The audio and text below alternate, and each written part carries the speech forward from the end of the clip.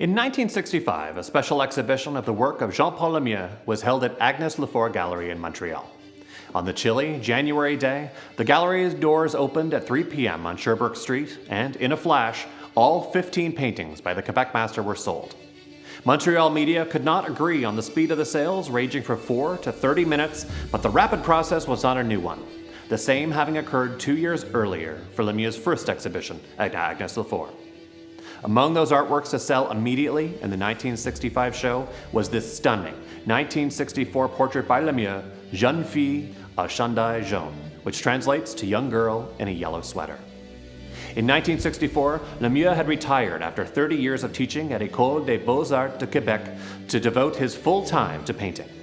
The demand for the artist's work was high during the 1960s. However, Lemieux noted that he painted slowly and with difficulty, and that he was rarely happy with his first brushworks. Paintings that began as figural would sometimes finish as landscapes and vice versa, and some estimate that the artist only produced about 20 paintings during some of those years. Jeune, fille, chandail, jaune was created during the years regarded as Lemieux's classical period. His figural style perfected during this time. The balance of dark and light masses within the composition is remarkably successful in this oblong shape which the artist often reserves for his figures. The smiling girl casts an inviting gaze to the viewer, the minimal shapes of her eyes enough to hold our attention. The painter's diagonal lines define the girl's neck, shoulder, vest, and skirt, while the careful palette surrounding the luminous yellow sweater provide a perfect and masterful balance. Jean-Paul Lemieux has been celebrated within Quebec, across Canada, and internationally since the mid-20th century.